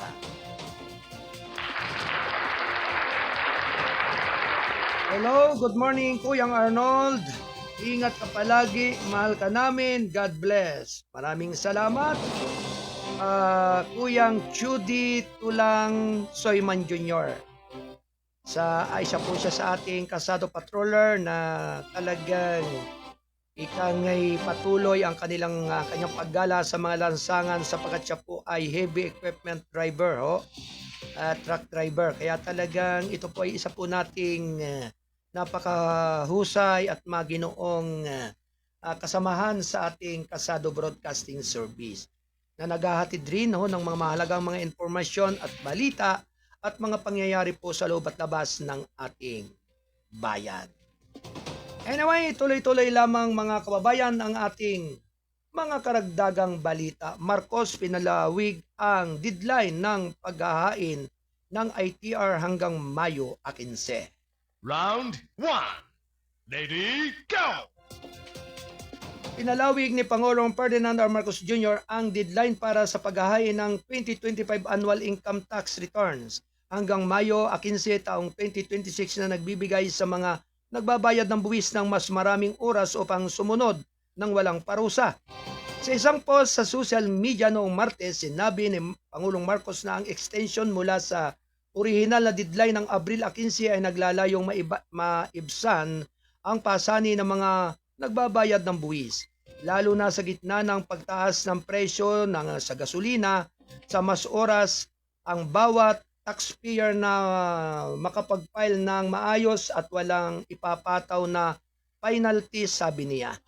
Sinabi ng Pangulo na ang mga pagbabayad ng buwis ay maaaring magpatuloy na mag-file at magbayad sa pamagitan ng Bureau of Internal Revenue electronic platforms o authorized agent banks. Ang hakbang na ito ay dumating habang ang gobyerno ay naglulunsad ng mga hakbang upang mabawasan ang epekto ng pandaigdigang kakasumpungin ng presyo ng langis na hinihimok ng mga tensyon sa gitnang silangan na nag-aambag sa mas mataas na gasto sa transportasyon at kalakal. Ginawa namin ito para sa mas magaan at magbabayad ng bawat Pilipino, lalo na sa panahong ramdam ang pagtaas ng presyo ng langis, sabi ni Marcos. Alinsunod sa direktiba ng Pangulong Marcos, naglabas ang BIR ng Memorandum Circular Number 30-2026 na nagpapahiwatig hanggang Mayo 15 ng deadline para sa paghahain ng 2025 ITRs, pagbabayad ng kakulangang buwis na dapat bayaran dito at pagsusumiti ng mga kinakailangang attachment sa isang pahayag, sinabi ni BIR Commissioner Carlito Martin Mendoza na ang extension ay maglalayong gawing mas madali ang pagsunod sa buwis para sa mga pagbabayad ng buwis sa oras ng marami ang namamahala ng dagdag na pilay mula sa patuloy na krisis ng enerhiya. Bukod sa electronic filing platform ng BIR at mga autorisadong ahente ng bangko, ang mga nagbabayad ng buwis ay maaari nang magbayad ng elektronikong paraan na sa pamagitan ng magagamit ng mga platform ng pagbabayad, sinabi ng Bureau. Why, thank you. Alas 11:10 ng umaga. Samantala, Senador, target nito na ratifikahan ang Nuclear Convention sa harap ng SONA. Round 1. Ready, go! Target ng Senado na makumpleto ang pagraratipika ng 4 na pangunahing Nuclear Convention bago ang ikalimang State of the Nation Address or SONA ng Pangulo sa Hulyo.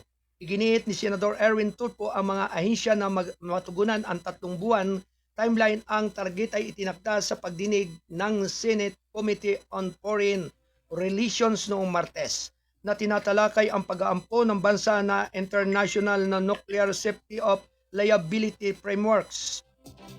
Siguro bago magsuna ang Pangulo tapos na po yan, maibabaton niyo na po sa DFA ayon kay Tulfo.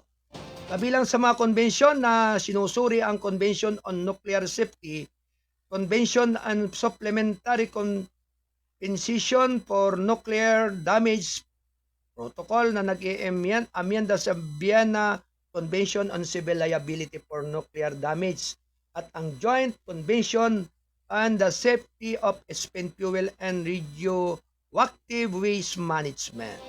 Sinabi pa rin ni Department of Energy Undersecretary Giovanni Bacurdo na 4 sa mga protocol ang sumailalim sa proseso habang ang isa ay nangangailangan pa rin ng pag-aasang ayon mula sa 24 na ahensya ng gobyerno.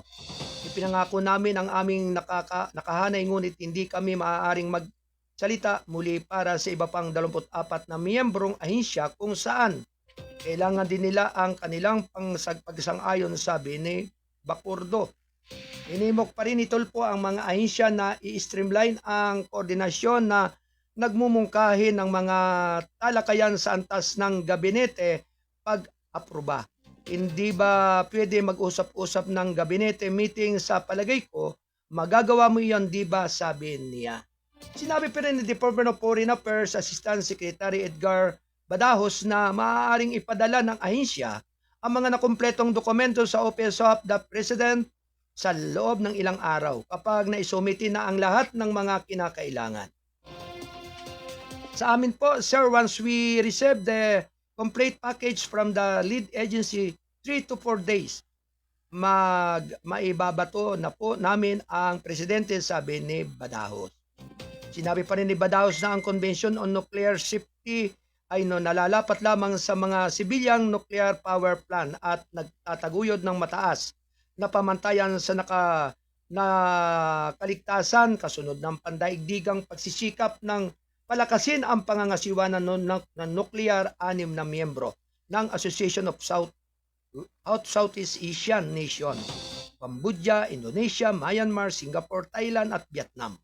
Ang lumagda na sa Nuclear Safety Convention, mayroon din ang Republic Act No. 12305 o ang Philippine National Nuclear Safety Act of 2025 na sumusuporta sa pagpapatupad ng kasunduan.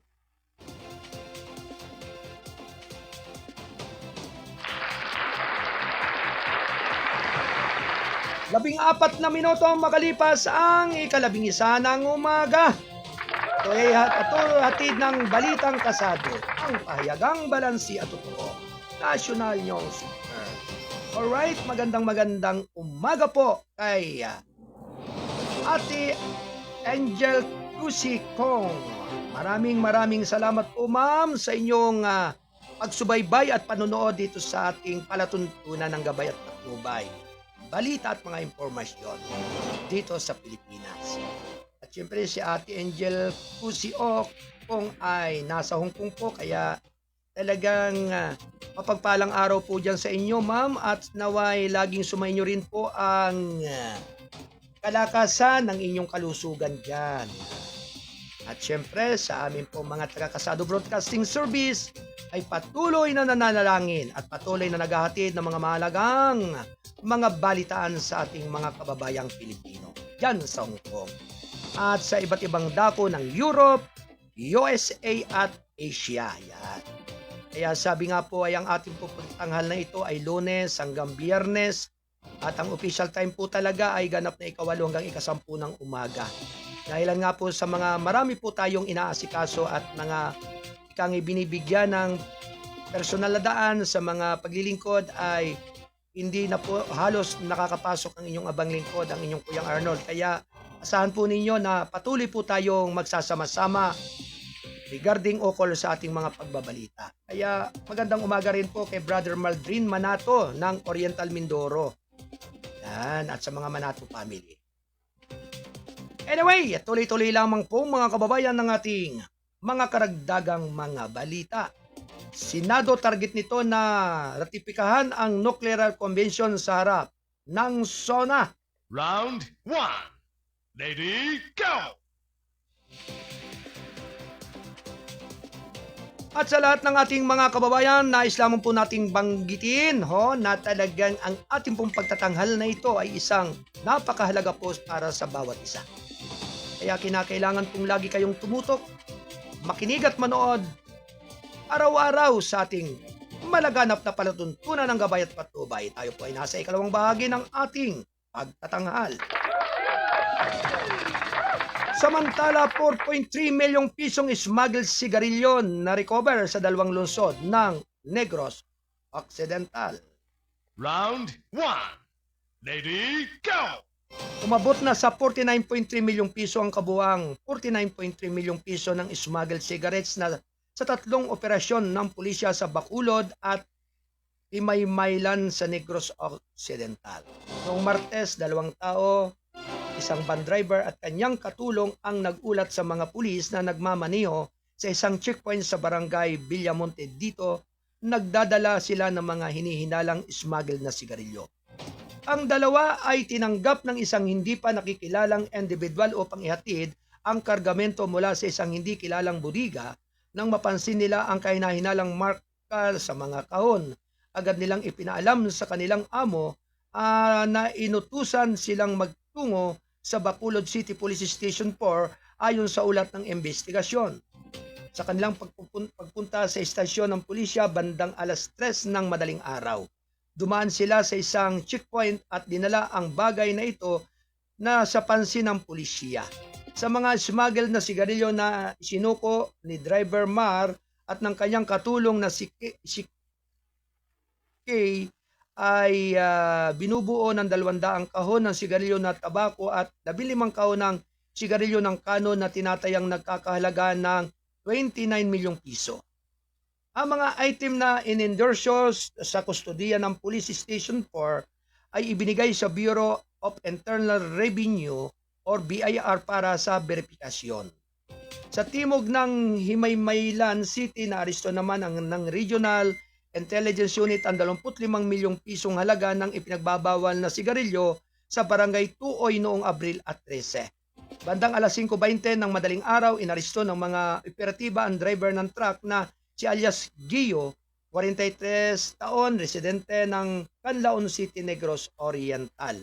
Habang naghahatid ng humigit kumulang na 500 master case ng sigarilyo na nagtagpo ang may autorisadong taksil at walang kinakailangang graphic health warning labels. Nagsagawa ng inventaryo mga operatiba at naindokumento ang mga nasamsam na item sa lugar. Habang ang mga suspek ay inilalagay sa kustodiya ng PIA Police Regional Office near Regional Intelligence Division bago mag 5:00 ng hapon.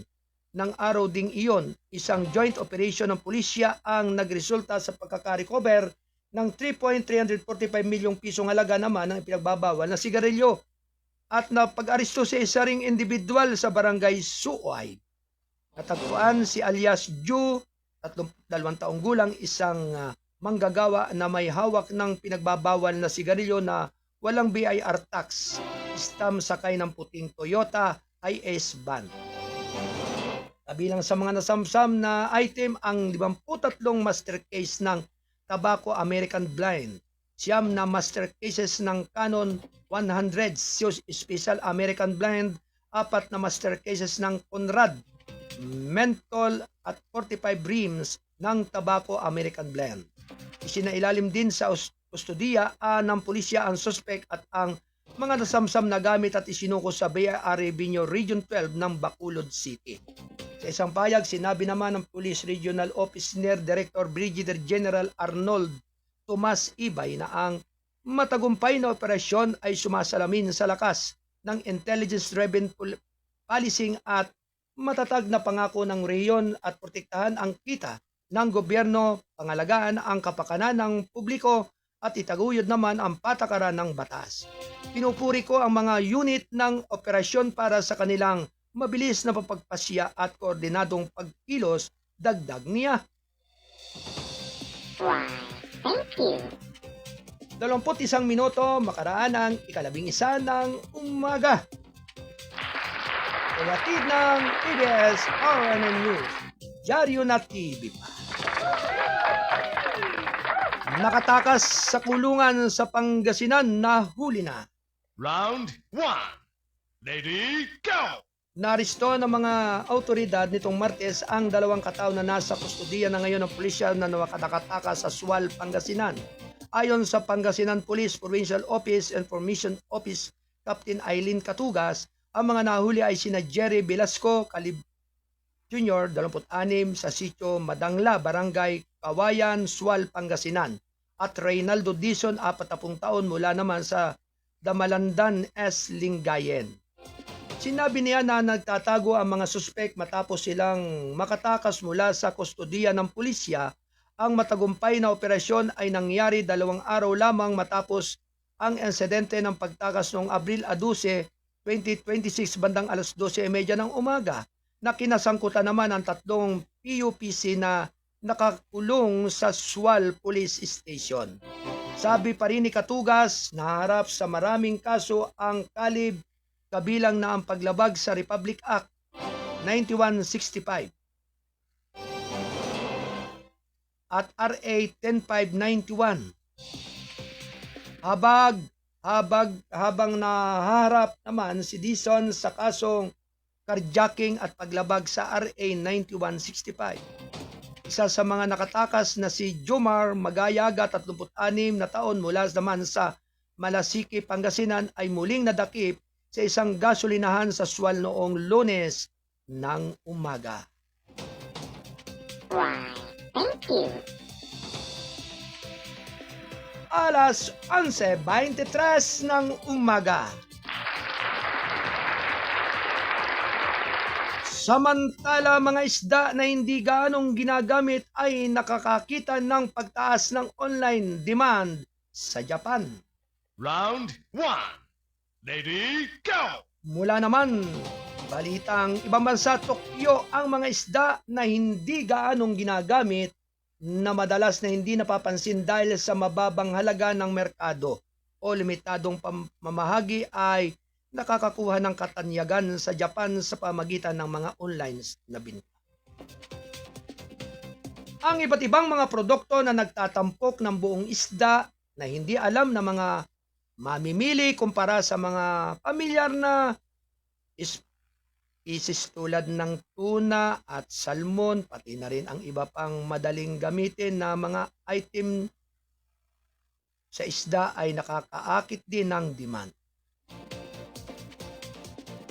Ang industriya ng pangisdaan na naghahanap ng mga paraan upang epektibong magamit ang mga isda na hindi gaanong ginagamit, na hindi malawak na pinamamahagi bilang pagkain o masyadong maliit upang makakuha ng presyo sa mga tradisyonal na merkado. Ang Beaners Incorporated ay bumibili ng isda sa Fukuoka Prefecture sa Timog Kanluran ng Japan at muli sa iba pang mga rehiyon sa buong bansa at itinihanda ang mga ito ng iba't ibang pampalasa. Ang kumpanya ay nagbibinta ng mga frozen at handa ng kumain ng mga produkto sa pamagitan ng serbisyo ng mail order nito. Official, ang isang hanay ng 6 na iba't ibang mga pakite ay nakakahalaga naman ng 5,927 yen na sa pamagitan ng subscription kasama ang buwis. Pangasiwaan din nito ang higit na 200 uri ng mga ligaw na isda na pinagmumulan sa loob ng bansa. Kabilang na dito ang rabbit fish at iba pang mga species na may posibilidad na makakuha ng mababa o hindi matatag na presyo sa maginoo na mga merkado. Ang isda ay inihanda na may humigit kumulang 40 uri ng pampalasa kabilang na mga estilo ng Hapon. Kanluran at Tseno, ang ilang mga produkto ay idinisenyo upang kainin ng hilaw na nangangailangan lamang ng pagtunaw bago ihain sa kanin. Sinabi ng mga opisyal ng kumpanya, idinagdag pa nila na ang mga item na ito ay particular na sa popular. Ang Vivid Garden Incorporated ay nakabase sa Tokyo ay nagpapatakbo ng website na Dave Chuko na nagpapahintulot sa mga mamimili na bumili ng mga produktong bukid at pagkaing dagat ng direkta mula sa mga producer. Ang mga platform ay nakakaakit ng tungkol sa 1.3 milyong piso o 1.3 milyong mga gumagamit kung kanino tungkol sa 20% ay nag-order na ng pagkaing dagat sa mga nakaraang taon. Ang iba't ibang mga sariwang kahon ng isda ay kadalasang may kasamang mga species na hindi gaanong ginagamit.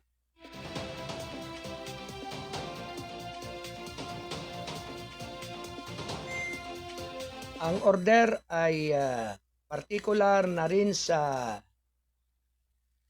malakas na mga lungsod na lugar tulad ng Tokyo at Osaka, Prefecture, Kanlurang, Japan at higit sa lahat ay inilalagay ng mga customer na komportable sa paghahanda ng isda sa bahay.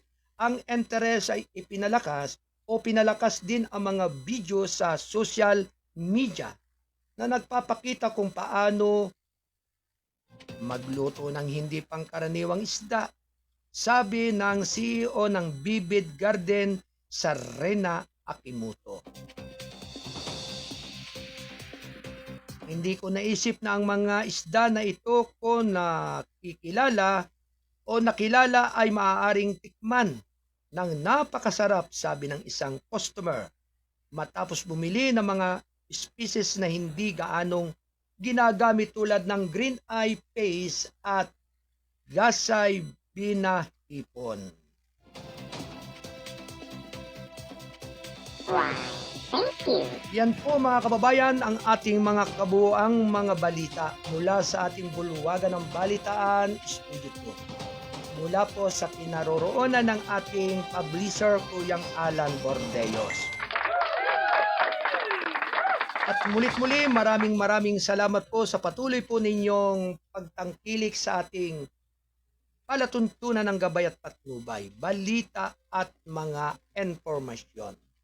With up sa lahat po ng ating mga nakikinig, papagpalang umaga po, papagpalang araw ngayong araw ng Miyerkules. At syempre ngayon po ay 15 na ng buwan ng Abril. 15 araw na lamang po ang lilipas, Mayo na po. Kaya talaga ang Agua de Mayo ay isang mahalaga, napakahalaga po para sa ating sambayanang Pilipino. At syempre po ang ating pong mga nakasama dito sa ating Studio 1 ay si Ate Del Rose Aldea Santos at Ate Rosemary Paderon. Lauso. At syempre ang ating po mga nakapiling sa pagbabalita, ang ating mga kasado patroller sa pungunan ni Kuyang Dan Torbeles, ni Kuyang Don Robert Ramero, Kuyang John Santusidad, at maraming iba po na mga nagatid ng mahalagang mga impormasyon dito sa ating palatuntunan. Maraming salamat po sa lahat ng ating mga kababayan at ganun din sa ating mga nakikinig at nanonood at tumatangkilik sa ating palatuntunan. At syempre ganun din po sa ating pong mga correspondent, mga kasado patroller, sa mga kolumnista at writer ng ating dyaryo o pahayagan, balansi at totoo. At syempre, pinasalamatan din po natin ang lahat ng ating mga kasamahan ng Kasado Media Group. At syempre po, ngayon pong darating na Abril 26 ay mayroon pong mahalagang pagdiriwang ang Kasado Broadcasting Service at ng ating balitang kasado na gaganapin po dyan sa area at lugar po ng Camilot Hotel dyan sa Quezon City. Sa pangunguna po ng ating CEO President ng ICON na si Tito Nel Talavera at ganun din po ni Ate Angel Kusikong. Bilang CEO of Pico Entertainment, sa lahat po ng ating mga kasamahan po ng ating Kasado Broadcasting Service ay isa rin pong pagdiriwang ito ng ika-15 namang anibersaryo ng PBS RMM News TV at ng Balitang Kasado. Kaya talagang isa po itong malaking karangalan po at mayroon po mga special project of AF Entertainment Production and cooperation with Kasado Broadcasting Service, ICON, Pico, and ASEAN. AF Grand Vol, yan. Kaya nga po talaga, karamihan po ay yung mga with experience the magic of music register now. At ito nga po ay gaganapin po sa Camilot Hotel sa Abril 26 ngayong taong 2026, ganap na ika-4 hanggang ika-8 po ng gabi. Yan. Talagang napakarami po nang tatanggap po dito ng parangal sa ating mga kasamahan po mula sa Kasado Media Group . Ito po ay sa punguna po ni Kuyang Cipriano o Kuya John Santusidad bilang Excellence and Broadcasting Service .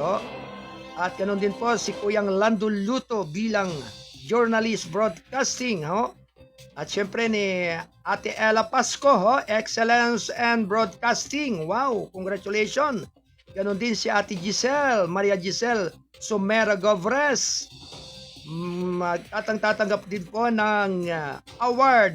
Kaya talagang sa lahat po ng ating mga nakakasama at mga nakakapiling. Ito nga po rin ay kinabibilangan din po ng ating mga kasamahan ng ating Kasado Broadcasting Service, yan. At syempre ito po ay kinabibilangan rin po yan. Marami talaga ito Iisa-isahin po natin para sa nasa gayon ay yan si ako yung Stephen Aludo bilang Excellence Broadcasting, yan. Ni Kuyang Joseph Titablano ang isa nating Kasado Patroller, yan. Si Kuyang Ricardo Eslita, Excellence Broadcasting, si Kuyang Julio Agaton, yan. At ganun din po si si Kuyang Melchor Dumasian, yan. At syempre ganun din po ni sino pa ba yan, At Adele, yan. Yan, pakitaas mo para makita natin ng husto at mabasa natin kung mga sino-sino pa ito. Yan. At syempre po kabilang po dito po ay yan, kasama rin po dito si Angele Claso bilang Excellence and Broadcasting. Yan. Ganun din po si Yan, sino pa ba yan? Ang inyo pong abang lingkod ay kabilang din po dito na mabibigyan ng karangalan bilang award. Ganon din po si Derek Jik Umawan. Yan, magandang umaga. At congratulations kay Excellence and Journalist Derek Jik Umawan and Renz Spangler Nunez, Excellent and Journalism. Likewise kay Direk Jun Carlos, Excellent and Journalism. Si Ate DJ Miles, Excellence and Journalism. Congratulations sa inyong lahat. At syempre sa kay ganun din po kay Ate Rosemary Padirong Lawson, Excellence and Broadcasting. Siya po yung ating PA. Ganun din ang ating issue ng lipunan. Excellence and Broadcasting si Kuyang Wayne Lawson. At ganun din ang ating PA. Ang bilang binigyan ng Excellence and Broadcasting, Ate Delros Aldea Santos, ang ating pong PA. Likewise, siyempre po ang inyong abang lingkod ay kasama po bilang Excellence and Broadcasting and Journalism. Maraming salamat po at ganoon din kay Ate Cora B. Vernes, Columnist of the Year. Congratulations po. Siyempre ang ating pong pinakapipitagan na ating Station Manager and Publisher of the Year, Kuyang Alan Valenzuela Bordeos. Anyway, mga kababayan, maraming salamat po sa humigit kumulang na 2 oras ng ating pagtatanghal dito sa ating palatuntunan ng gabay at patnubay dito sa Kasado Broadcasting Service RMM News, Diaryo na TV pa. Ito nga po ay kasapi ng The United Multimedia International Press Corps. Maraming salamat po.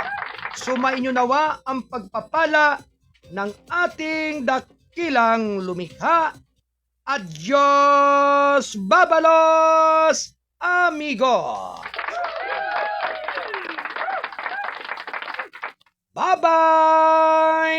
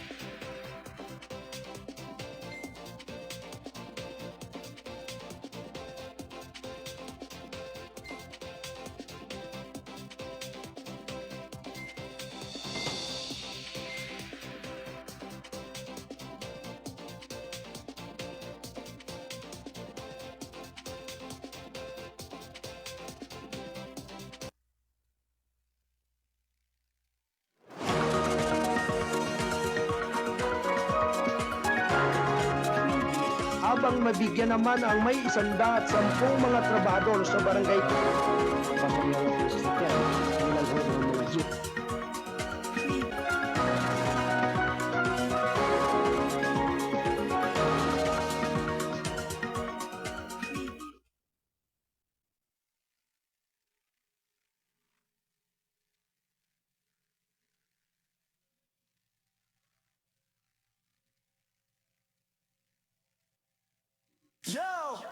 Kasado Broadcasting Service, KBS-ARM. Lunes hanggang Biyernes, laging on air. Serbisyo publiko, hatid namin sa masa. Let's go! Let's go! Sa mic at sa camera, laging alerto. Kuya Alan Valenzuela Bordeos, CEO, boss ng kwento. Si Kuya Arnold Aceveda, namuko, program director. Gabay at patnubay, balita at impormasyon, walang palya, protector. When it's Pino Lawson, news director, editor-in-chief. Issue ng lipunan natin sa tao, walang relief. Si Kuya Ben Aludo, prangkado, kakima ang handog. Kwento sa field, tapat at walang palusot. Kasado Broadcasting Service, KBS-ARM, Diario, Radio, TV, hatid ang news.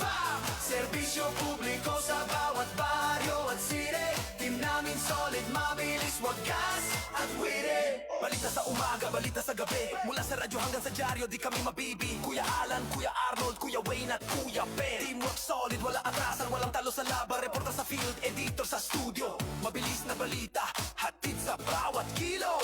Ikasa mo, gabay at patnubay, issue ng lipunan. Prangkat at itima, truth ang hatid namin sa bayan. Kasado Broadcasting Service, ABS-CBN, Diario, Radio, TV, hatid ang news. Serbisyo publiko sa bawat baryo at city. Team namin solid, mabilis, wagas at wire. Lunes hanggang Biyernes, on air ang kwento. Mga mamamahayag, laging handa sa toro. KBS-RMN, di lang basta news. Hatid namin sa masa, truth na wala abuse. Kasado mo, Broadcasting Service, KBS-RMN. Balita, serbisyo, hatid sa bawat tao. Pamdi namin solid, mabilis at totoo. Ikasa mo, gabay at patnubay, issue ng lipunan, prangkadok na ima. Hatid ang totoong kwento. Diaryo na, radyo na, TV na. Kasado Broadcasting Service, KBS-RMN. Serbisyo publiko, sa puso tubo namin.